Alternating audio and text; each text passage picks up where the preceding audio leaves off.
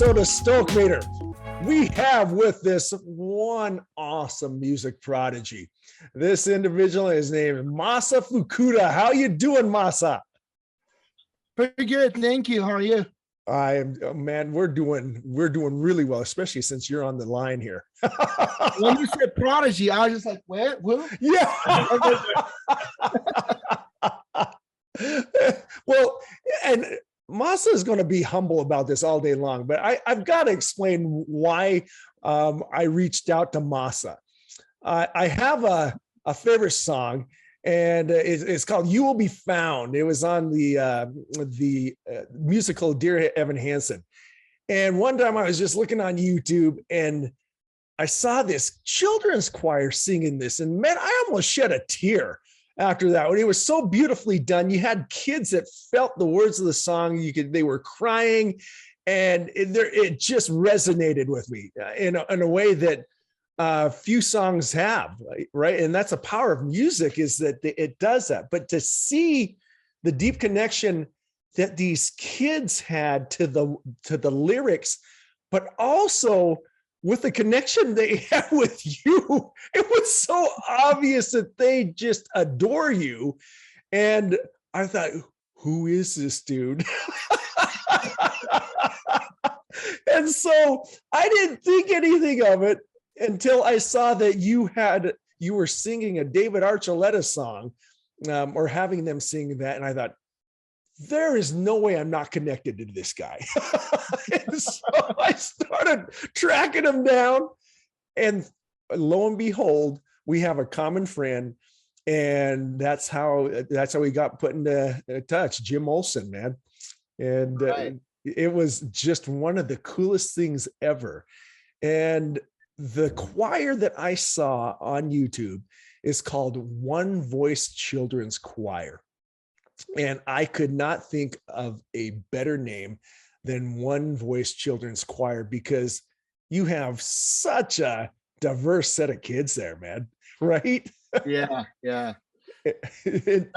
Diverse, but also like age-wise as well. We got a 5-year-old and an 18-year-old all in the same room. Yeah. Well, I've got to ask you, how in the world did this start?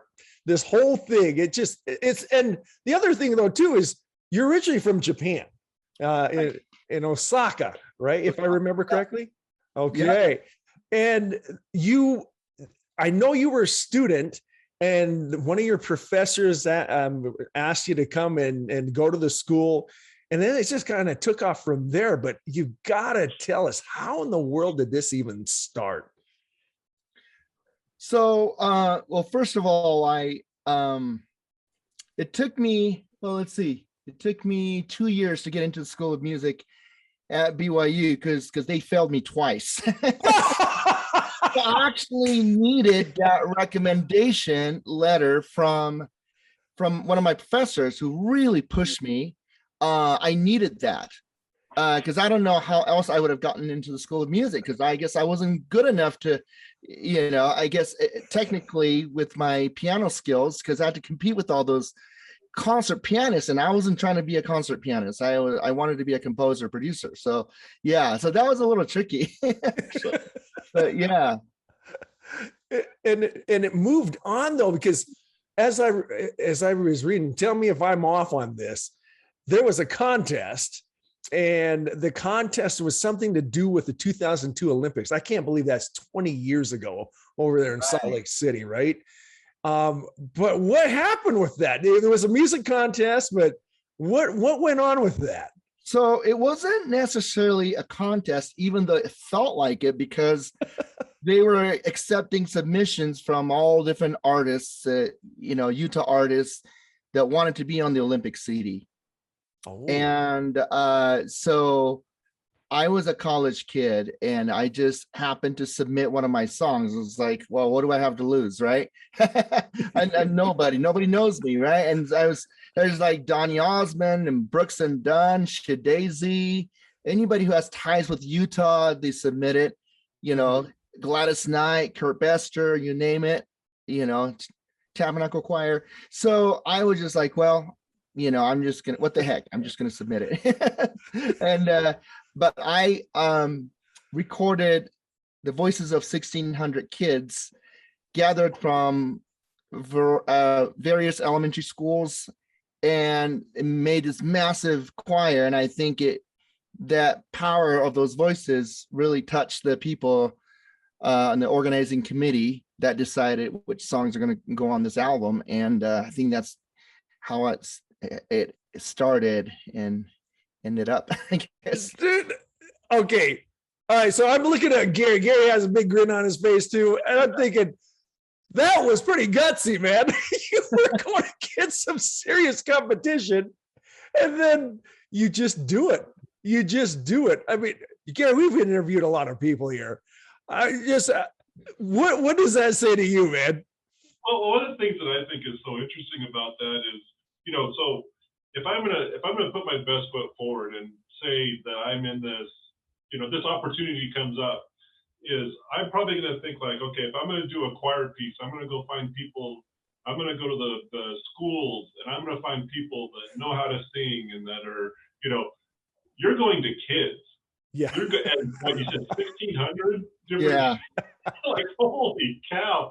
Like, being it, to me, that was incredibly gutsy, because you're taking kids that are just raw. They're not trained. They're not, they don't know how to be in a choir. And yet you were able to pull that many kids' voices together into a composition that just apparently knocked their socks off. Yeah. Like, to me, that's pretty awesome. That's what I take from that. I think like ignorance is bliss kind of a situation. I didn't know anything. I didn't know what I was doing. I just went for it, like I said, because I have nothing to lose. Right. So even my producer thought I was crazy. But he was okay because I was paying him, he got paid. So I was like, okay, I'll do whatever you ask me to do. But hey, I don't know. I can't guarantee this is going to go anywhere. But then, yeah, it turned out great, didn't it? Yeah, you make it sound simple, but like I had a similar experience with some scuba diving equipment that I found in a boat in Mexico, where I just kind of jumped in the water. That didn't make me a professional scuba diver. It made me an idiot.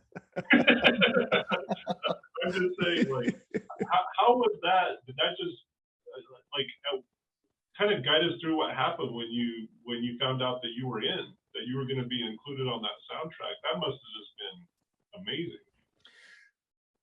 Well, I have to say that if it wasn't for Greg Hansen, my producer, and his team, so we had the audio engineer Steve Laird, who just spent countless hours recording and compiling and editing all those voices.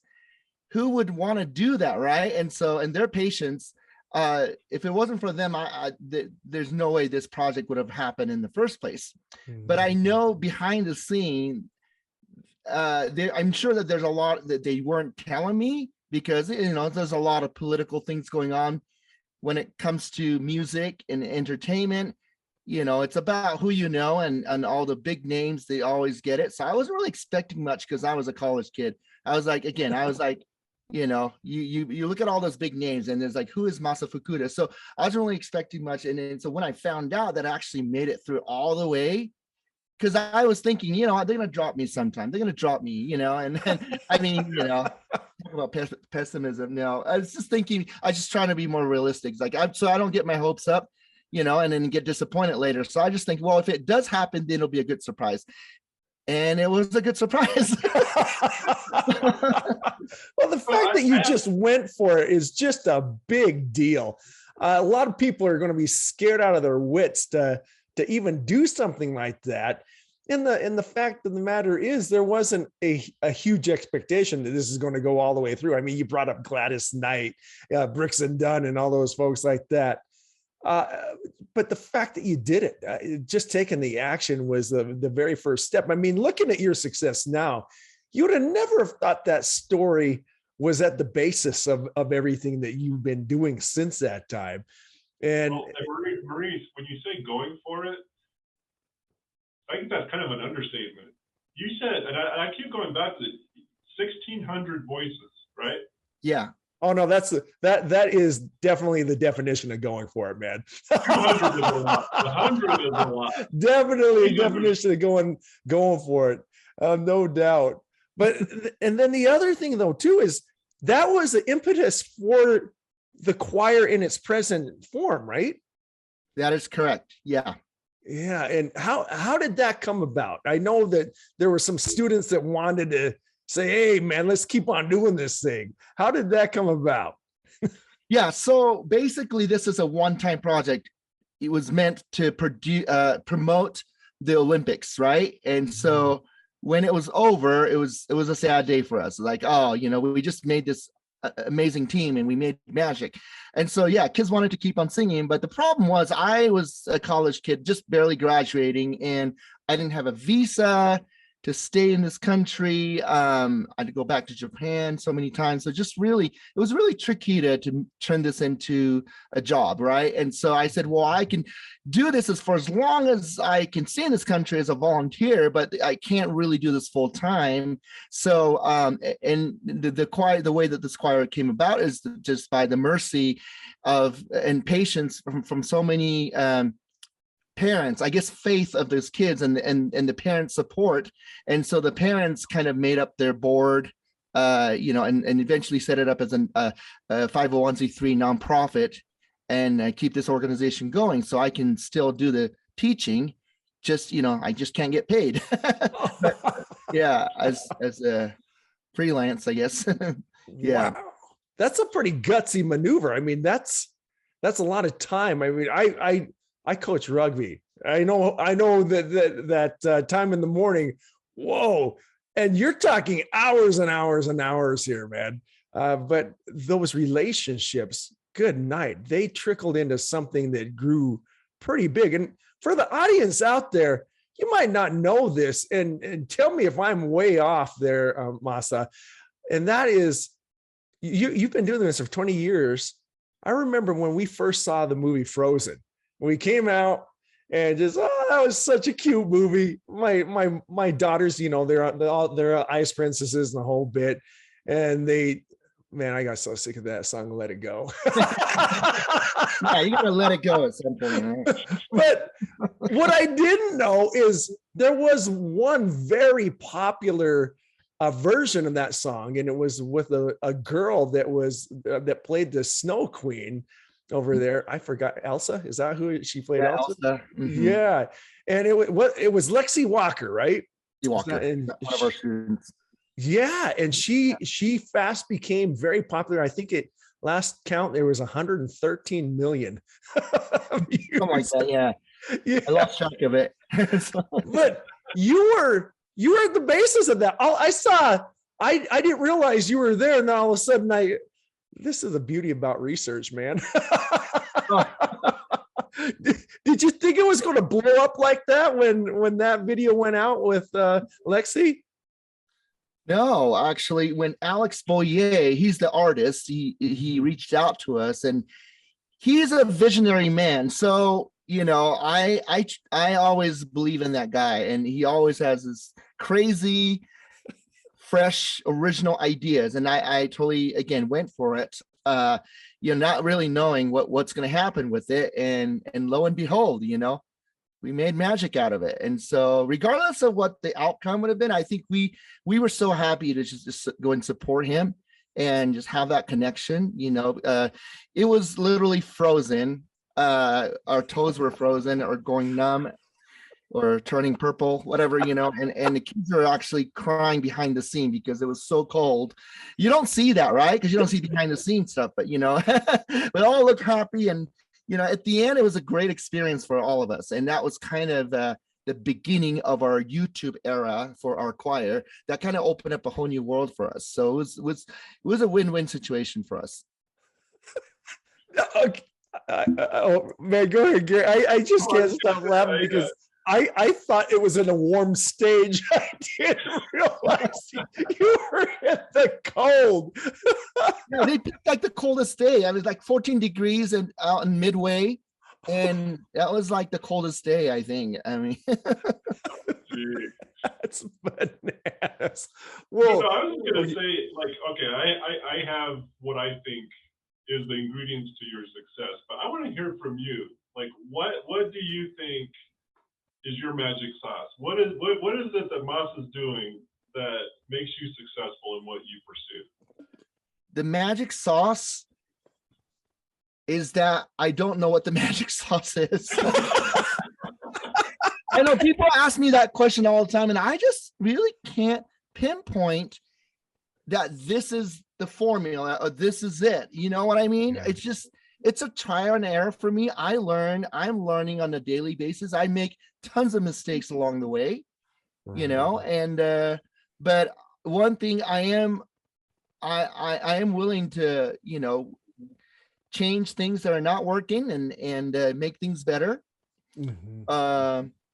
I also look at kids as not necessarily kids, but they're my equals. You know, we're musician to musician, from heart to heart, soul to soul, not a teacher and students, but I kind of look at them as more like friends, family, and you know, and people say that's, you know, that has something to do with it, but I guess I can't really pinpoint this is one thing.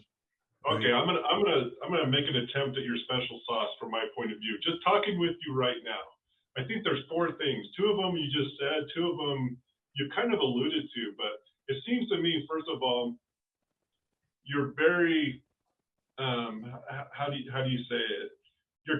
Your tenacity is incredible. I've heard that your sleep schedule is insane. So you put in the work, like you show up and do the work, which I think is huge.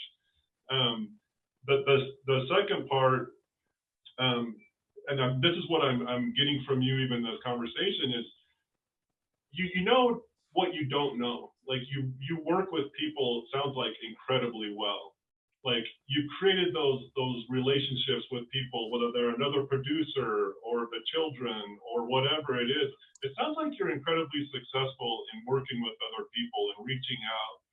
And then just right now, you're teachable. It sounds like you're always learning. You're always wanting to know more. And I think a big one, and I think this also gets lost, I'm glad you're working with kids, is first of all, you can't fake it with kids. They know if you care or if they don't. Yeah. Bottom line. And so you obviously have that connection. They obviously know you care. And I'm so glad that you have the mentality that mistakes are okay. Because that's something I think kids need to hear these days. Because with social media, all they see is all the good stuff. Everything's good. Everything's good. Everything's perfect. Everything's great. You know. Anyway, that's my 5-cent, you know, secret sauce attempt on Masa. What do you think? What do you think, Maurice? I just see 2 things, actually, man. I'll even go down even further. One of them is go with the flow. You have been throwing so many daggum things, and you just go with the flow. And as you go with the flow, it's obvious that you adapt, and that adaptability translates into what the kids see. Man, I wish everyone could see, and I hope they do. Go watch some of your videos. And when I look at you looking at your students, there is a connection. Usually when you see something like in the video, you know, hey, this is a staged thing.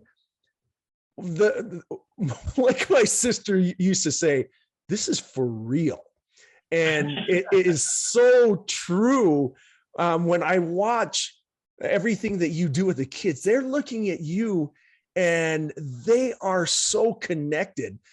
And that connection is not easy to establish. And you've done it. I've spoken to, subsequently, I found out there were other friends that had their kids sing with you. And I reached out to them, and just your ability to connect and to translate that connection to not only the kids, but then to put it in a common mission. Well, I won't even call it a mission. That's just too technical sounding. You make it a common purpose that their parents can feel too. And it's just, it's bam, it nails me. And that's why when I look at the one voice, one, I can't, again, I think this is a redundant statement, but when you're saying, talking about one, it's obviously that you're all one, one-minded, one in purpose, one in whatever you want to call it. It's obvious to me, and I can't get enough. I mean, you literally, yours are some of the only videos out there that can literally almost bring me to tears. I hate to admit that. Well, that's sweet of you. It does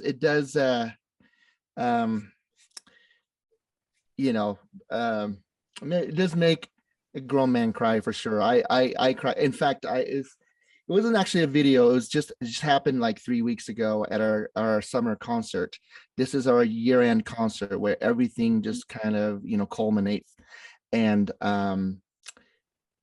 I never ever cry on stage. I've never cried on stage, and this time it just got the best of me, and I was a mess on stage.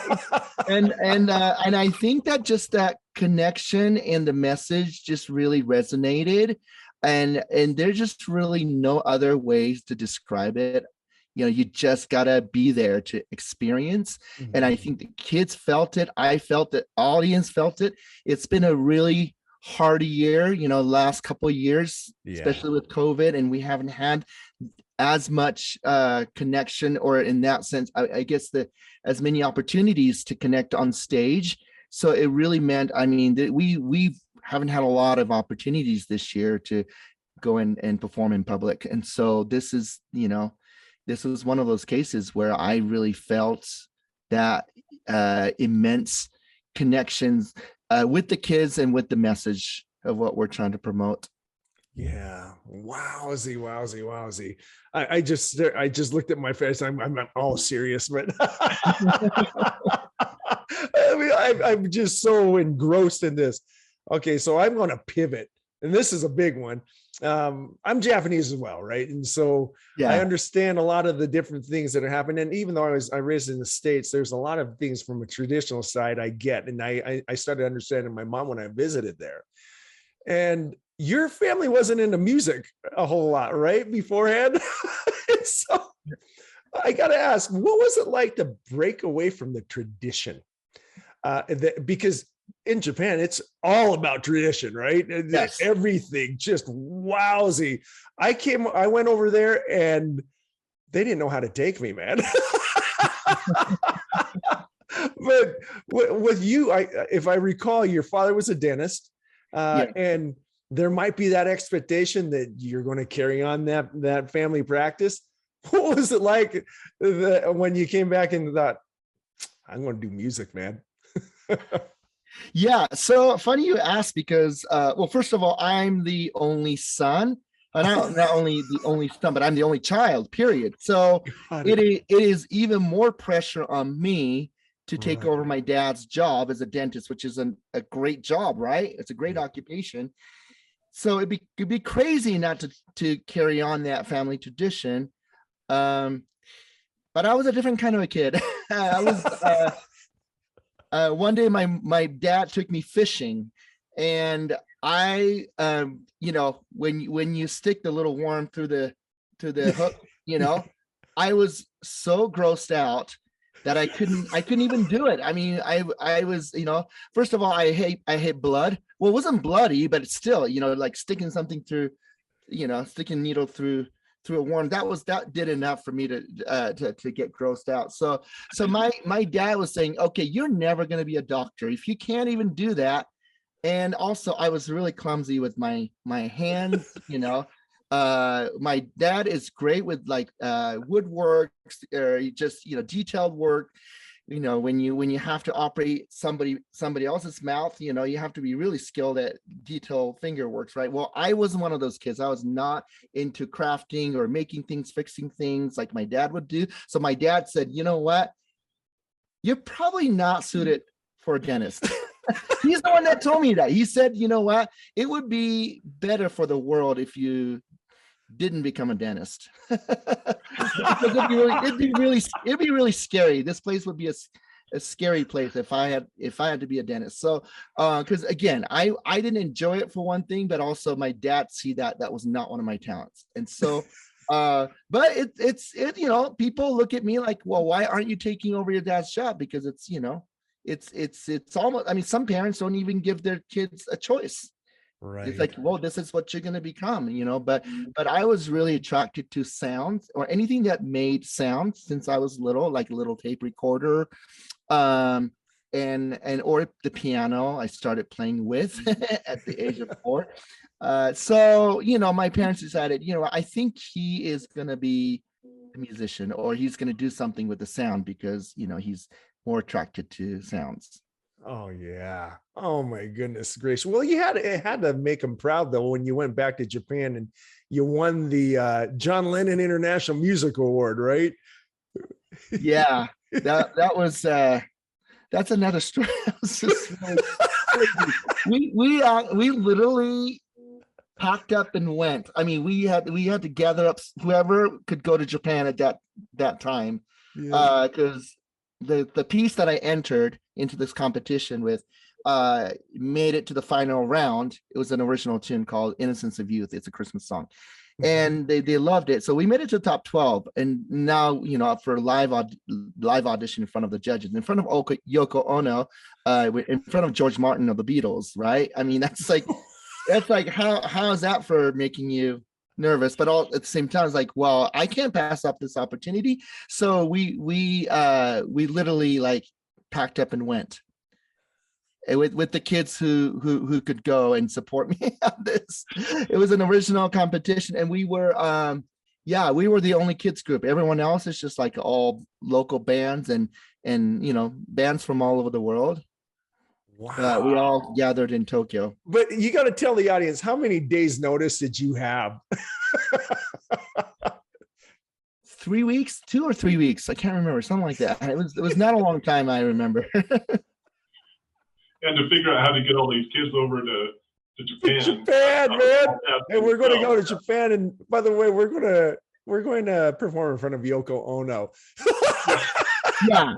And it's a good thing that the kids didn't know who she was, because otherwise they would have been so nervous. I was nervous. Like, kids are just like, at the end of the day, there's just like, there's like, 14 judges, and, a bunch of old, we just performed for a bunch of old people, is what they said. Oh, that's funny. I love kids, man. They're just so, I love the fact that they see things for what they really are. It's not the stars, it's not anything else. It's just, there's just a bunch of old people. Oh, that is absolutely fantastic, man. Oh my goodness. I love it. Well, man, there was another question that I had, and it was at the top of oh, that's what it was. I see, that's what happens when I talk out loud, man. I apologize, but I learned from our conversation that you and your wife are now parents to a pretty new child. Congratulations, by the way. We're beyond excited. We've been waiting and waiting for years. So it's fantastic. Now, the follow-up question is going to be, what are the lessons learned that you hope to convey to your child, especially in lieu of everything that you have learned with all of these other amazing kids along the path here? What nuggets of wisdom would you share with her or him? I forget. I apologize. I forget. Yeah. Well, one thing that I would convey or pass on to the next generation is what my dad has done to me, is to give me the freedom and to go after or pursue your passion.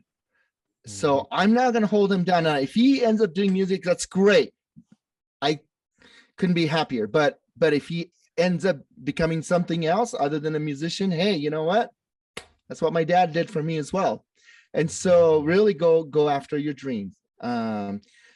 But also just along the way, just the faith and resilience and whatever you choose to do, just keep at it, and don't give up, because there's been so many obstacles in my life, but the one above knows what he's doing, and what I need, and always places people along the way that I need, and things will just fall into place. You may not recognize it at that point, but you'll at the end you'll see it, and the hindsight is like, okay, it all makes sense now. While I had to go through some of the trials that I had to, so just always keep at it, and keep the faith. Don't give up. Yeah. Oh, I love it. That seems to be a reoccurring theme with so many of the people that we talk to, is just that resilience, because nothing happens easy. Nothing happens without issues coming up. And it just seems like over and over again, the people that I see that are successful in whatever they do, it's that resilience. It's that I'm gonna figure this out. You know what I mean? And that seems to be a reoccurring thing with you as well. Is you know what? I don't have a visa. Well, I'll figure it out. I can't get paid. Well, I'll figure it out. Like what Marie said, it's like kind of that roll with it attitude. I think it's fantastic.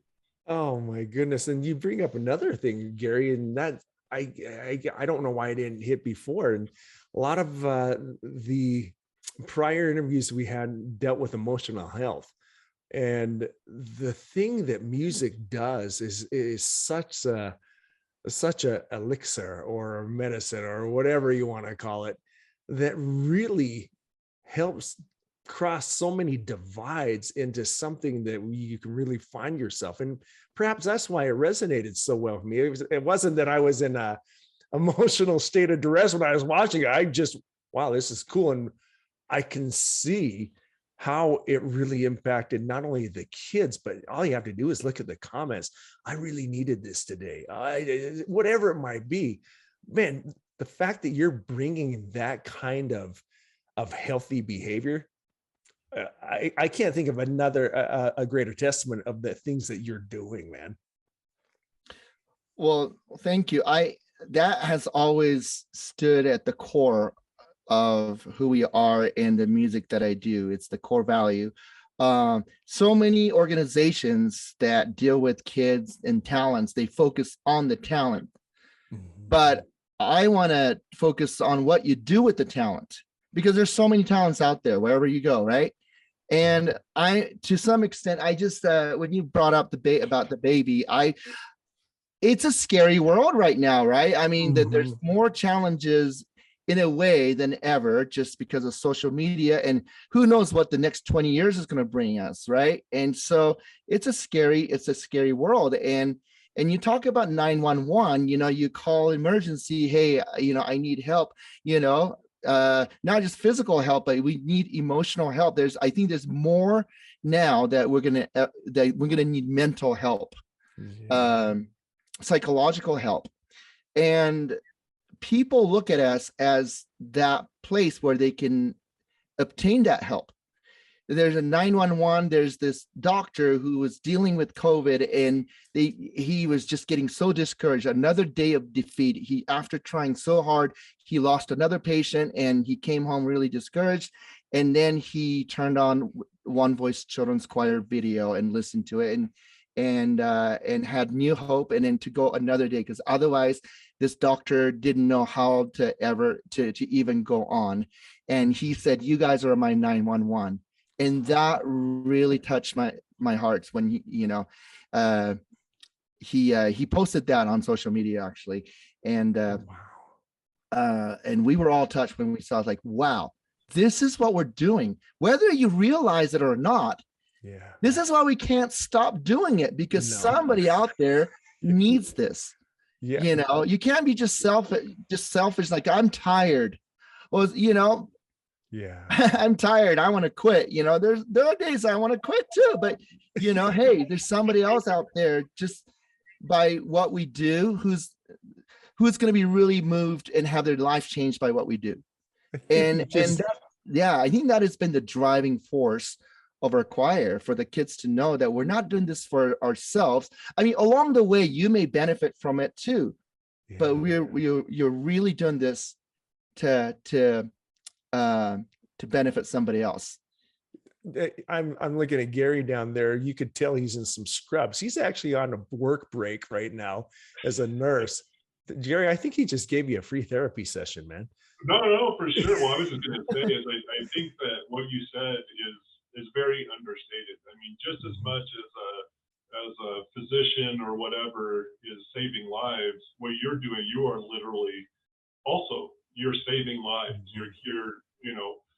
I've heard many times that in medicine, what you're doing is you're putting the body in the best state for healing. A doctor doesn't heal someone. You know what I mean? Medicine doesn't heal someone. It puts the body in the right frame of mind so that it can heal itself. Yeah. Music to me is exactly the same thing. Music can heal people very literally by putting them into either an emotional state or physical state where the body can heal. You know what I mean? And so I just want to emphasize that as much as, again, whether a doctor or anyone else is literally saving people's lives, what you are doing is saving people's lives as well. I hope you understand that. I mean, it's very significant to me. Well, that's really helpful. I mean, I'll definitely convey that to our kids too. I think the kids, and we all do, we all need that reminder. Yeah. Yeah. I would love that. Yeah. And tell the kids that, these guys said that I'm incredibly awesome, that you guys should, take me out to lunch. And no, they know. You can tell. That's why I said before, and Maurice and I, we've always kind of worked with youth growing up and that type of thing as well. Is I always appreciate people that can connect with children because, again, you can't fake it. They can see through people better than anyone. And so when I see people like you that have such an impact with children, you're already good people in my book. Yes. There's no doubt about it.